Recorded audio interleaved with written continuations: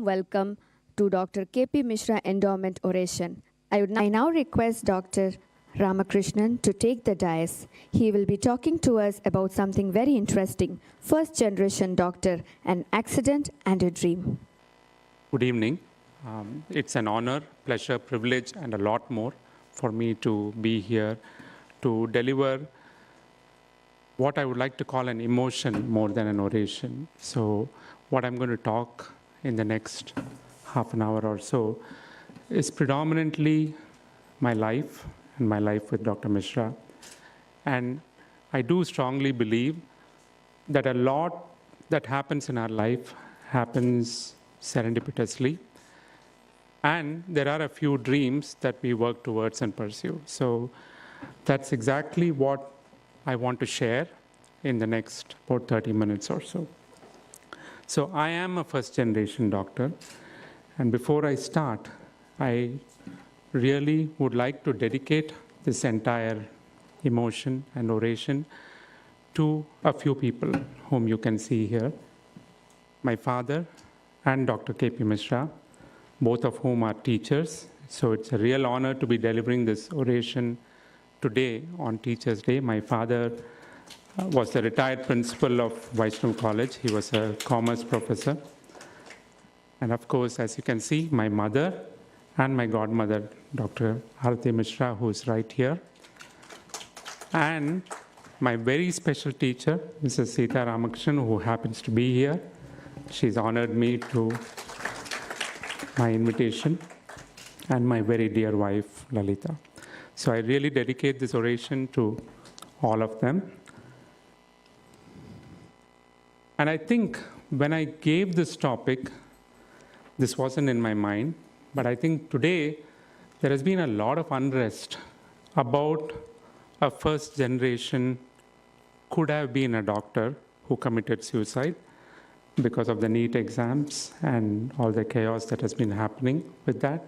It certainly was not in my mind when I shared the topic. All I wanted to talk about was the challenges that any first generation graduate or a doctor could go through. And very broadly, it could be financial issues, it could be professional issues, it could be academic and psychological. And there are a lot of aspects of this for which we need support from others. And as I said, some of us are very lucky where we end up having mentors, and that's what I'm going to talk about in my journey, how it just happened to me, and I've just been blessed, and that's all I can say. I was born to my parents who both hail from a very small village. That's my father's home in a very small village near Arani. It's in North Arcot. This is my mother's house in Vellore, and I was born in CMC Vellore. We are a family of 5 brothers. I'm the youngest of the 5, and that's my parents. My father, as I said, is a retired principal of Vaishnav College, and my mother, you can say, is a homemaker, but she's a lot more than that. She gave us a lot of courage and wisdom, and you will see as I talk through my journey. That's me in my kindergarten. For those of you who can't recognize me, that's the little one sitting right next to the teacher. And I've always been right next to the teacher, and that's what you would hear more and more as I go through my journey. This was in a very small school, which still exists. It's called Valliammal Kindergarten School. It's not the big school and the college that exists in Ananagar. There's a much smaller building, literally operating out of the home of Miss Valliammal, who is right there. She was the correspondent, and that's where I studied. And for those of you who see me now, I might look different, my life might look different, but this is where I grew up, in a very, very small house. Our entire house was 300 square feet. So this is the house where we lived. Not when I lived. This is a picture that I took more recently when I just walked. And I don't know, a lot of you might share this feeling. When you're a child, everything looks big. And when you grow up and walk into the same street or the same house, it looks very small. It's probably because we have grown up, because obviously the size of the house or the size of the street hasn't changed, but our mindset has really changed. And this is, as I said, in a very small house in Amchikarai, which is where I grew up for most of my school days. And the reason I put this up, that's the street where we lived. The reason I put that up is the little school that I studied till 3rd standard had only till there. And you could not go higher there because they only offered till 3rd standard.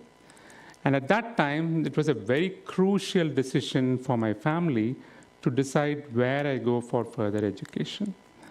And my father was telling me that if he gets me into this school, which is right next to his college called Kolapur Malchatti Vaishnav School, it's going to be a very expensive proposition, because he told me for every quarter he is going to end up paying 150 rupees. This was 1974. Okay? So he was saying that I can get you, but it's really going to be difficult for the family. And trust me, we're a family of 5 brothers. 4 of my brothers were raised by my grandparents in Vellore, and I was the only one here with my parents. But still, he felt that, with his income, this is going to be a stretch. And do I really want to go there? And if I go there, I really have to prove myself. Okay? This is the challenge for a 3rd standard student, where I had to make my decision and tell my father and make a commitment that I would do well all the way. And I told you I'm a 1st generation doctor, but the word first has something that I like a lot. Trust me, throughout my LKG to 3rd standard, and believe it or not, I do have a lot of those progress cards still at home. I used to get 1st rank, and my mother used to insist and say that you have to be a topper, you have to be the 1st rank holder. It makes a difference, and what we can offer you is good education, and if you do well, you're going to make it in life. And therefore, she was really pushing me to be a topper and, wanting to be a 1st rank holder, if I may say so. So when I came here for my 4th grade or 4th standard,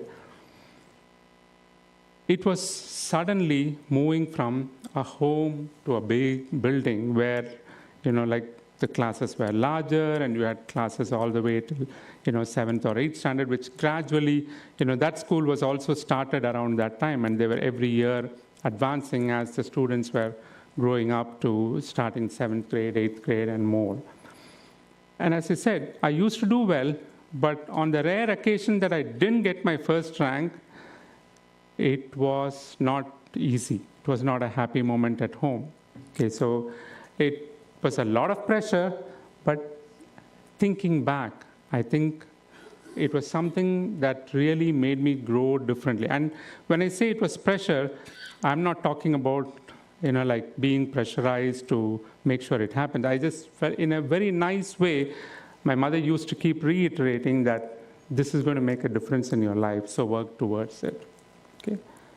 And when I was in my school, an angel made a difference, if I may say. My teacher, who's sitting right here, Mrs. Sita Ramakrishnan, when I came to my 12th grade, and before that, I need to say this, when I was in my 10th grade, I had to make a decision on what do I do in my 11th and 12th, or the plus 2. And you won't believe why I took science. Not because of any great passion in science or anything. I used to tell my father, I don't want to read your commerce books, because these books are old. Okay, so I want to get new books. And therefore, he said, that's fine. If that's your reason, that's fine. Just go do science and then take a call on what you really want to do after that. So in my 11th and 12th, I did the typical physics, chemistry, maths, biology. And even at that time, had not really made up my mind on what I should be. Should I be a doctor? Should I be an engineer? Typically, like what most students go through now, I was enrolled in some classes to go into IIT, some classes to get into some engineering college, and also to do medicine. So really, I was not saying, or even today, I wouldn't say that I was passionate about becoming a doctor and that I really wanted to do nothing but being a doctor. That was not what was in my mind. However, this teacher of mine used to keep saying, and I'm going to use the Tamil sentence that she used to say, "Yanakaga padida kanna." She used to say that all the time, saying that, please study biology, I want you to become a doctor. So this is what I'm saying. At every stage, whatever be the serendipity, life takes you to mentors that mold your life for wherever it takes you. So she used to insist that I study well and become a doctor. And I have to give her the complete credit for being the national topper in biology in Central Board. And today, people get 100, but that time I got 99, and that was the very first time that Central Board gave a 99%. So that was in 1983, and here is the person who was responsible for me to get that. So once again, on Teacher's Day, I bow down to her because it was because of that, now something opened up suddenly saying, oh, actually I can become a doctor. Because, like those days, and we were the last batch of interviews, there were no exams, no NEET, nothing else for getting into medicine. We had to go through an interview.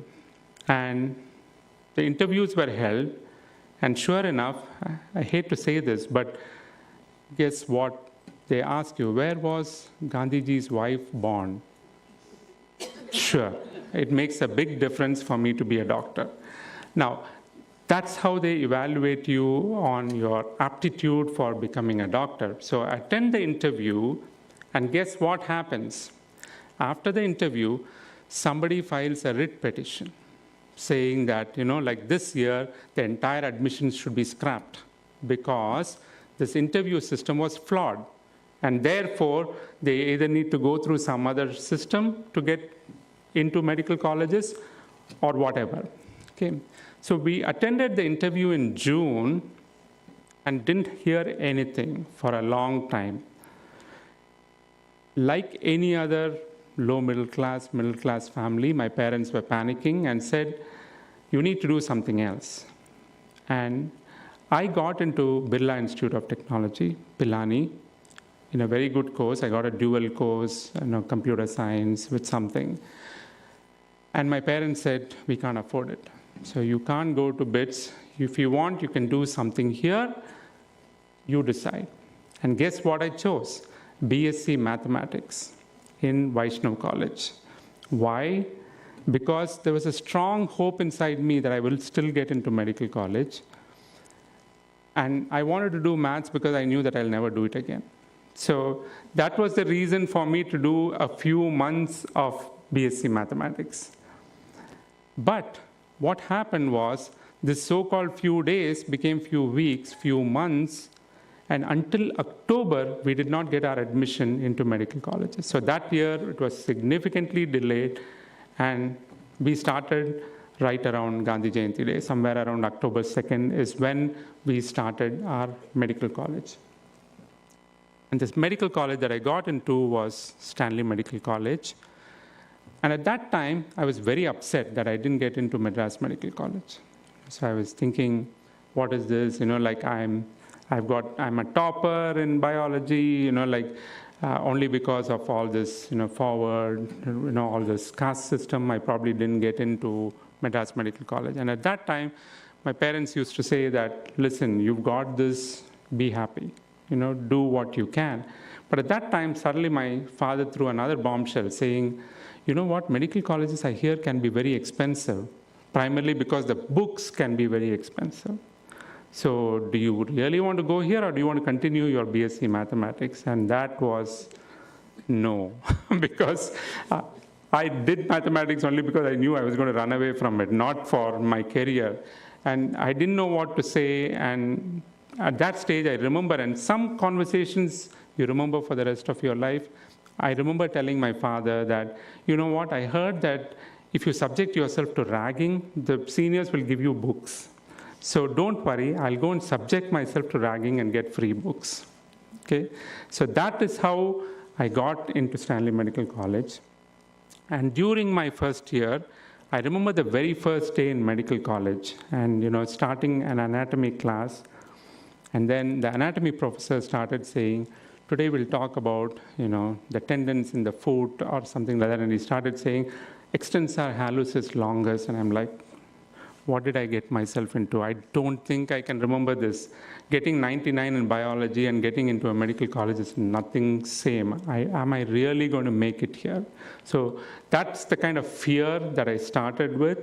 And I also had some fun, right on day one. I told you that I was going to subject myself to ragging. Today I know ragging is completely banned. Guess how lucky I was. Guess whom I get ragged by? A group of 20 senior girls on day one. Okay? And all of whom took me to the dissection hall and kept saying that you will be the only boy with us and you should tell the anatomy professor that you are actually a second year with us. Okay? My big worry was I can't even remember this extensor hallucis longus. If he's going to ask me something else, he's going to know the truth that I'm nowhere near second year. So that's how I started my day one in Stanley Medical College. And as I was progressing, like in my third year, I remember very distinctly, those were days when a lot of us used to attend classes outside the medical college. And somebody told me there is this Dr. K.P. Misra who has really good ECG classes, cardiology classes. That's where you can really understand cardiology. So why don't we all go there? And I can tell you, if this was Dr. Misra's ECG class, you wouldn't have a place to even wait outside. Or, even in the ground floor elevator would have been full, so that people will just hear from wherever they are. So that's how popular he was. And I went for his class in Kilpack Medical College for the first time when he was addressing a large gathering with, a cardiology class. It wasn't an ECG class that day, it was a cardiology class. And when I came out, you won't believe this. There was a flock of students around him as he was trying to walk. That scene is very distinctly in my mind, like him, Auntie can vouch for this, carrying hundreds of things in his hand, books in his hand, and, walking around.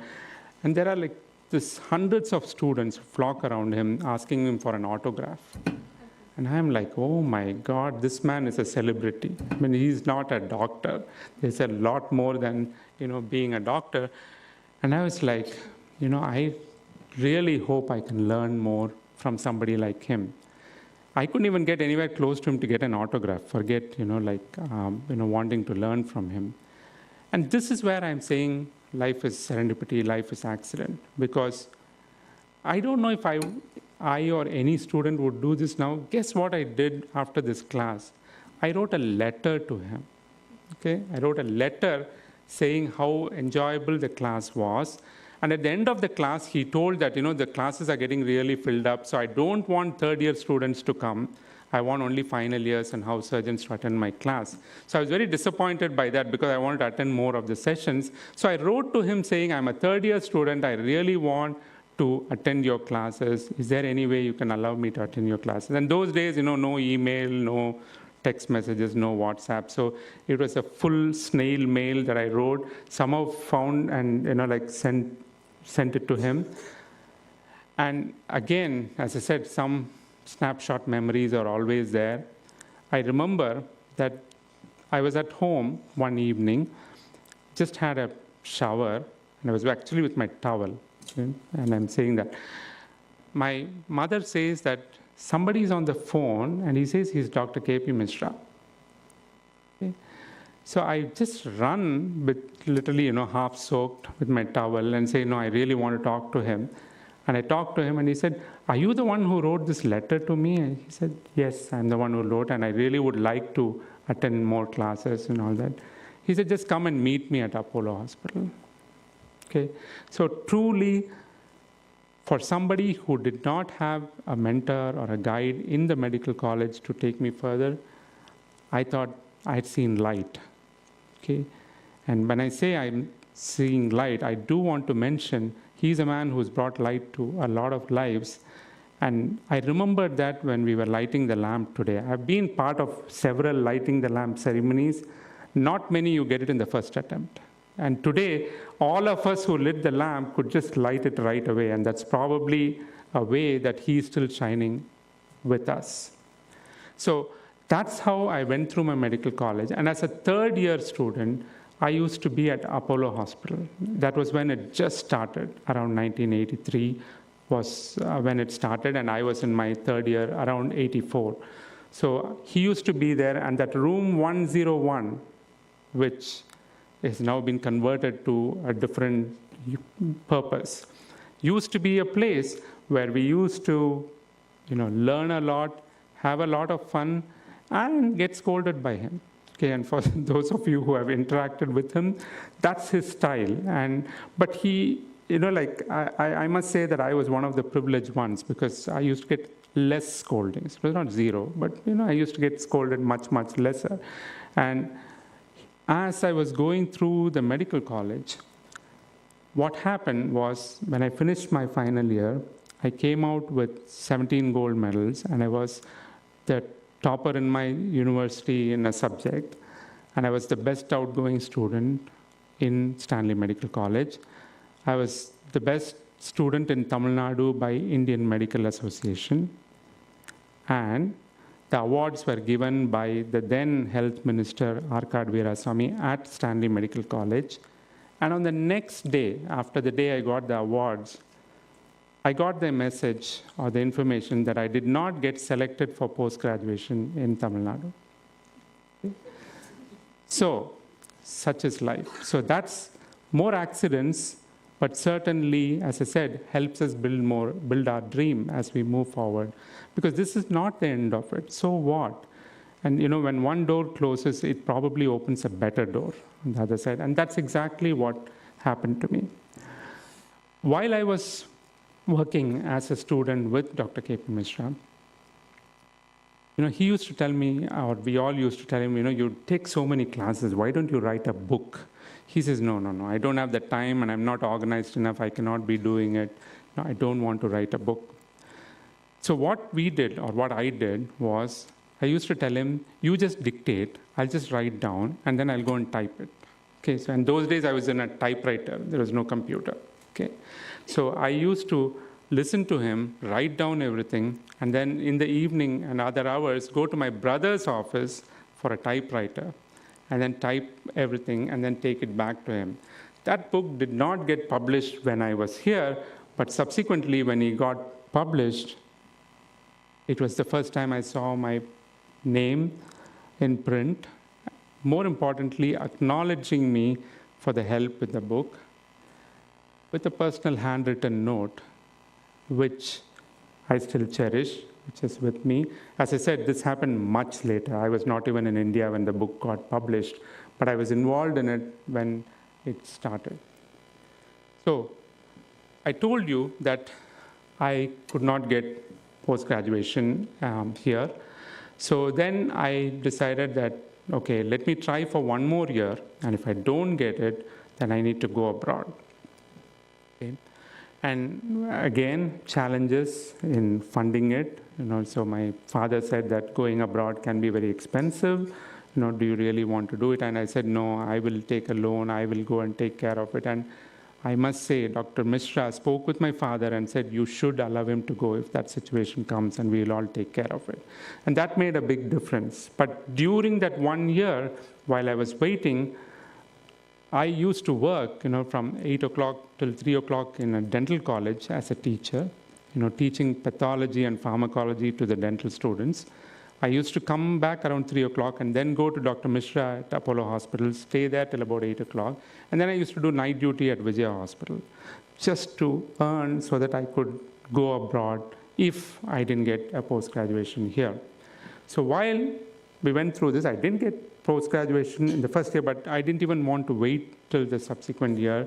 I decided that I'll go to UK and pursue further education. And this was kind of like a farewell or a get-together before I just went to UK at Dr. K.P. Misra's house.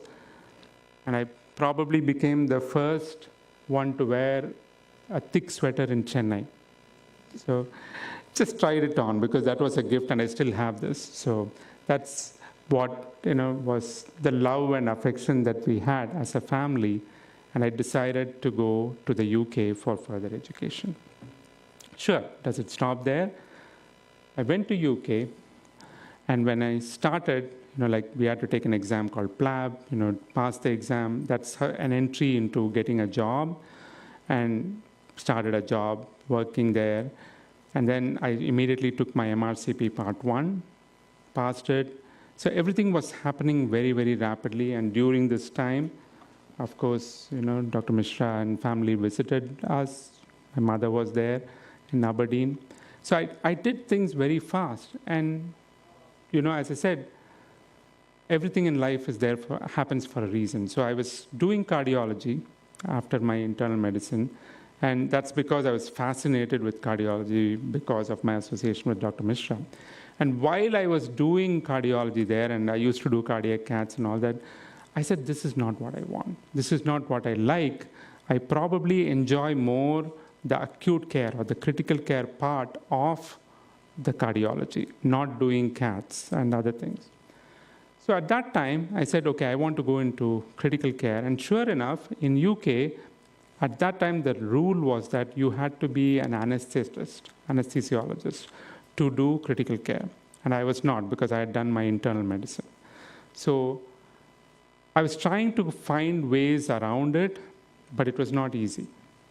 And therefore, I decided that I would take the exams to go to the US. So as I said, this again happened. I would have probably, if I had got my seat here, I would have probably been here for the rest of my life.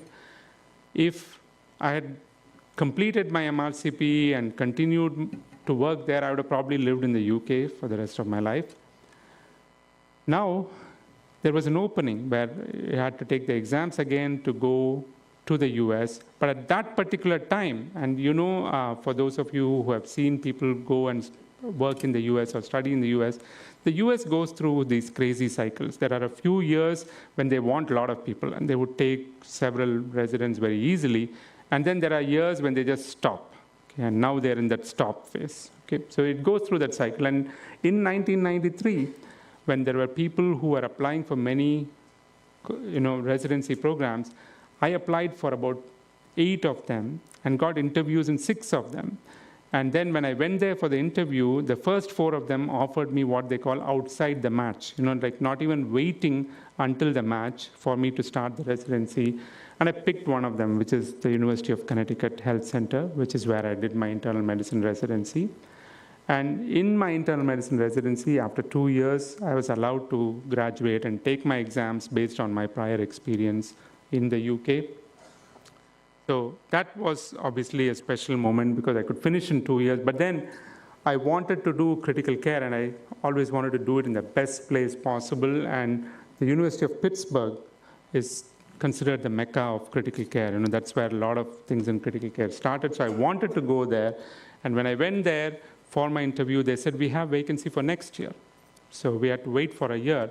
So even though I could have finished my residency in 2 years, I decided that, okay, I'll do my residency, I'll take my exams, wait a year. And during that year, I did a cardiac transplant fellowship for about a year, and subsequently went into critical care at the University of Pittsburgh.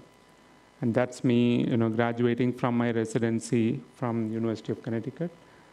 Look very different, obviously, all of us. Okay. And that's the Misras visiting me in Pittsburgh. So I'm just showing this because they've been with me at every stage of life. And that's what made my dream progress and really happen. Now, after I finished my fellowship in University of Pittsburgh, I had, I was on a visa where it was called an exchange visitor visa or a J1 visa, which means you have to go back to your country of origin for at least 2 years, or you have to find a special path, like working in a rural area or doing, some earth-shattering research to progress. And I was lucky because while I was at the University of Pittsburgh, I was offered to do research for an extra year, and I was doing some healthcare outcomes research, which at that stage was something new and what the country needed.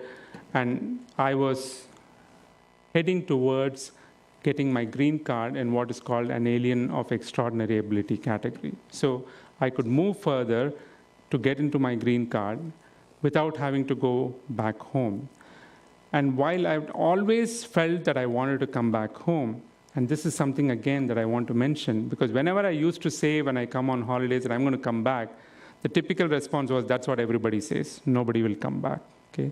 And in my mind, I knew I will come back, and Dr. Misra and Mrs. Misra knew that I would come back, because this is where my heart was, and I wanted to come back to make a difference. But I felt I didn't need to be answering the question, and therefore said, I know I will come back at the right time. And that's what was happening. But I told you that thing is, like where I have certain feelings that I want to react to. And one such thing was, I want to go back to my country, not because this country doesn't want me or doesn't give me the visa to stay here, but I want to go back being fully eligible to live here. So it should be my decision and not the country's decision. May sound strange, but that's what I had, and therefore decided that, okay, let me move on and work in a place so that I could progress to getting my green card, citizenship, whatever, and at that stage, decide to go back home. So after I did my research and progressed with my, what is called the alien of extraordinary ability status, there were a bunch of openings that came up, and one interesting thing that came up was one of my associate professors at the University of Pittsburgh, his name is Dr. Jonathan Warren, came and asked me, there is an opportunity in a small town called Dublin, Georgia, which is almost about 120 miles out of Atlanta. Would you like to join me and start a new ICU group, or what we call a hospitalist group? That at that time it was getting popular there, where you do acute care medicine. You take care of patients who are admitted to the hospital, but you don't do any outpatient practice. So he was asking, and we visited the place, and guess what? I mean, for those of us who have been to the US, a small town which talked about having a Walmart. Okay, that was their big thing. That's all it was. It was a small town with about 100,000 population. And this is where I feel, as I said, like every stage, somebody tells you to make things happen. And that's when I asked my wife, when we moved here, saying, we are in Pittsburgh and we are now going to move to a really small town. Do you think you're okay with it? And her answer was, if you are happy, I'll be happy. So I think that's where the move really happened, where we moved to a small town, small hospital with about 150 beds. We initiated this practice of hospitalist and intensivist.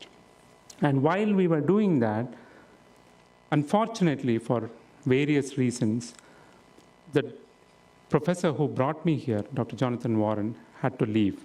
He was asked to leave, he was leaving. And suddenly they asked me, would you be heading this? Are you willing to? We don't want you to leave. Can you stay back and head this practice? So I was thrown suddenly into managing a practice, and that's the Misras visiting us in Dublin. So I did not know anything in management at that time, and I was like, how am I going to suddenly manage a group, be the head of medical staff here, managing a hospitalist practice? And then I decided, okay, this is a challenge, let me take it, but let me also equip myself to do this. And I decided to pursue an MBA at that time. So I did this executive MBA program through the University of Southern California, Marshall School of Business. So it was in a program in collaboration with the American College of Physician Executives. So some of it was remote, where we had to take online programs, and some we had to go there and literally be there for about 2 to 3 weeks. And thanks to the support from the family, because at that time I already had a child and the second one was on the way. So even with that, I was able to pursue this, and it certainly made a difference, and I could manage the practice. One more thing happened, and that was very important, that happened at Fairview Park Hospital. Even today, a lot of people ask me, you're a critical care specialist, you're in the ICU, where there's a lot of, things happening, emergencies, you're always taking care. What is the connection between that and sleep? Why are you doing sleep medicine as well? Now, the interest in sleep medicine happened while I was at Fairview Park Hospital, thanks again to Dr. Jonathan Warren, who was saying that, when you are in the ICU, so many people have problems related to sleep, which they didn't know has led to this problem. For example, people who have snoring, sleep apnea can develop cardiac disease. They can have a heart attack. They can have a stroke. So sometimes this is ignored, and only their high blood pressure or diabetes is treated, and their sleep problem is not treated, and they end up in the ICU with an emergency. Another thing is when they are in the ICU, or even after they get discharged in the ICU, a lot of them have sleep problems. Not only them, but the family members of the people who are admitted to the ICU also have sleep problems related to anxiety, so many things. So there is a lot of connection between sleep and the ICU. And he was the one who said, you know what, why don't we both start a sleep center? We'll equip ourselves, we'll go for some programs. And those days we were allowed to what we call grandfather into the field. Today it's a full 1-year fellowship that we have to do. During those days, we were allowed to take continuing medical education programs amounting to a certain number of credits and then take the board certification exams, which is what we did initially. And we started the first sleep lab in that area in Georgia at Fairview Park Hospital. So that's how the dream evolved. I mean, there were so many things that were happening accidentally. And here it is, another accident that led to a new dream of not only just doing critical care, but bringing a new specialty into the fort while we were practicing there. So I was there for 4 years, very happy life. As I said, both our children were born there. And we had a wonderful life. And then I told them that I was leaving in 2003. And it was much to the surprise of everyone because, again, it was a decision that we took collectively. We decided that was the time because our son was 6 and daughter was 4, and that's the time to return. And that's when my parents were also beginning to age, and we thought this is the time to be back with them. So in 2003, I came back without a job. Okay, so I came here, I did not have a job lined up. However, Dr. Misra was telling me, you should join Apollo Hospital. I will talk to Dr. Pratap Reddy and he will take you. And I landed here in May, and guess what Dr. Misra did to me? Auntie knows. He got admitted in the ICU for a heart attack. And he told me, oh, I just wanted to test how good you are in the ICU. Okay. I had not even joined Apollo ICU at that time, but he was hospitalized with a cardiac problem at that time. And that's what Dr. Surendran was referring to. While he was there, he had chest pain. He had an ECG done, and the doctor who looked at it initially said, the ECG looks normal. So I don't think you're having a heart attack, sir. He said, repeat it after 30 minutes. Okay, you will find I have a heart attack. I know that I'm having a heart attack. And the repeat ECG showed the progression of changes. So he was a teacher even during the heart attack. So that's how he was. And he was admitted, and as I said, I landed in May, and I did not have a job lined up, but I was okay with it. I said, okay, give it a month or two, let the family settle in. Meanwhile, I'll start in August. And he spoke directly with Dr. Pratap Reddy. And when I started, I said, well, I will join the ICU, but not as an employee of Apollo. Okay, so this was a very odd thing to come. And I said, I want to start what we call as a group practice, which is very common in the US and in many other countries. But here, a lot of the physicians work independently. Of course, now group practices are becoming more common. But I said that I'm going to form a group practice because that's the way forward. It can't be a one-person thing, and that's how ICUs work. And I must say that I had tremendous support from the management of Apollo. Dr. Pratap Reddy and Ms. Preeta Reddy were supportive of the concept. And they said, sure, you can start, but who's your group? Okay, and I said, it's me for right now, but I will find others and we will start the group practice. So to cut a long story short, there were a couple of doctors there whom they said, why don't you take them into your group and start the group? And we will independently contract the group to manage the ICU here and at Apollo First Med Hospital. And that's how we started growing. But sure enough, as with everything else, on the day before I was going to start the group practice, one of the persons who was supposed to be in the group said, you know what, I don't think I want to join the group, I'm leaving. So that's how we started the group. So we were supposed to be 3 of us.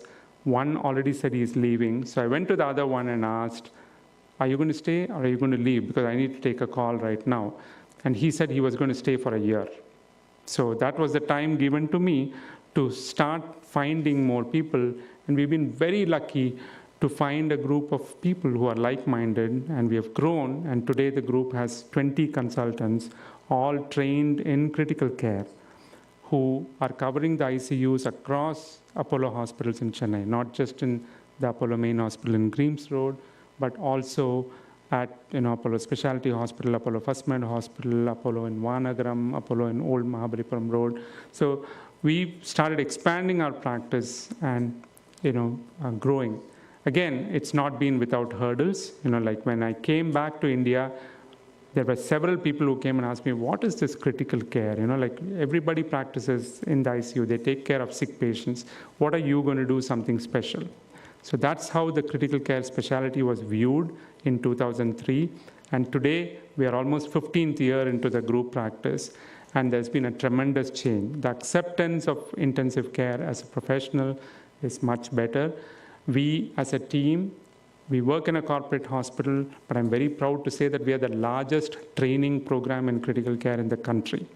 Every year, we train about 25 candidates in critical care who all get some kind of certification, either from the national board or from the Indian Society of Critical Care Medicine. So we wanted to change the mindset. We said ICU is not a place which is going to be run by people without training. So we are going to make a difference by bringing qualified people and training more people who would, make a difference. And that's where the teacher in all of us comes in, and we are very proud. Right from this morning, I've been getting a lot of messages from over 150 students we have trained in the last few years.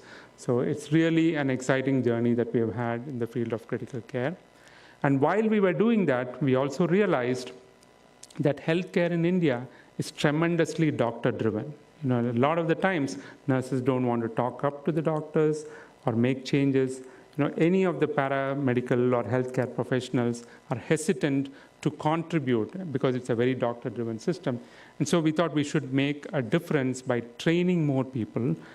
And we started the STACT Academy for Clinical Training, which is a simulation-based healthcare training center.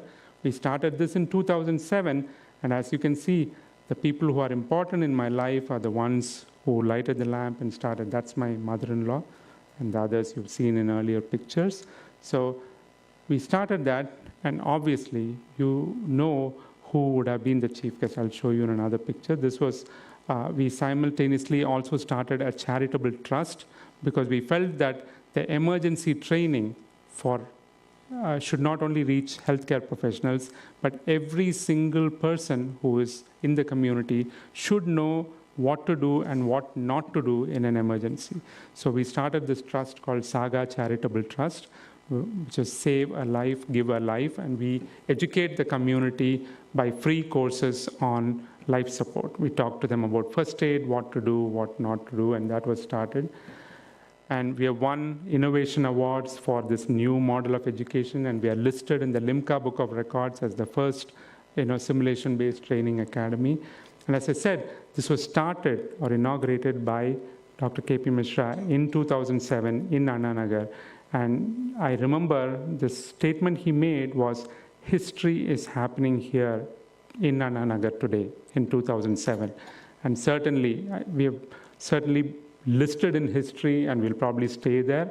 So that's the kind of vision that we wanted to implement, and that's the vision he could see in what we were doing. In 2017, we completed our 10th year, and our team has grown. So we do the training for life support for doctors, nurses, paramedicals, and as I said, to the community at large. So every step we have taken has happened because we wanted to continue dreaming, and I cannot take the entire credit for it. It's the entire team that we have that has taken us forward. And we continue to have dreams, and we wanted to have bigger dreams. So we decided that, yes, we are now providing critical care at the bedside for hospitals in Chennai. How can we move further? How can we do something more? And then we thought technology is the answer. and we started what is called the tele-ICU, the remote monitoring, and we were the first tele-ICU outside the US, anywhere in the world. So in Chennai, we started the tele-ICU in 2010, and guess what? In fact, today I left early and came from there. I was covering the tele-ICU today. We cover almost 50 hospitals in the United States from here in Chennai. We manage patients who are sick, critically ill, through video monitoring, through technology, and we manage the patients from here.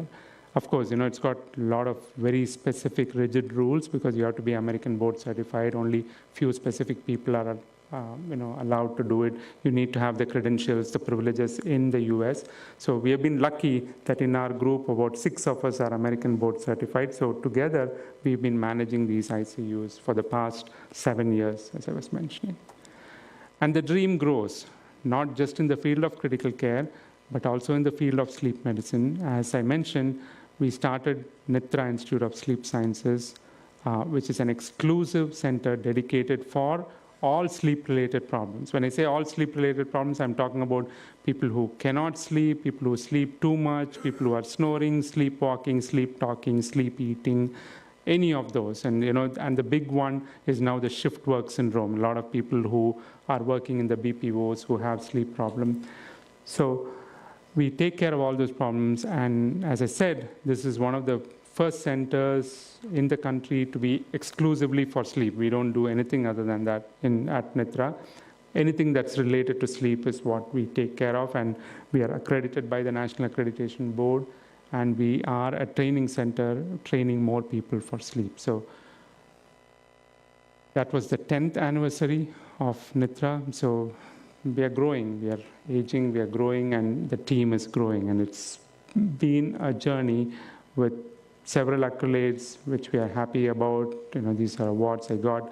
But I did put my picture of my school because one thing that I've always been proud of is I was called by my school to hoist the flag on Republic Day. And I felt that was a very special moment for me because to be a respected alumnus, to go back to your school to do that, which looks very different now, is a real honor that I've had. And the group of institutions, the Vaishnav group of institutions, honored me with a Young Achiever Award. So these are all very special moments in my life, as I said. And this is my last slide because this is something that I owe big time to. And while I've been very happy and growing professionally, I think I'm happy only because of my family.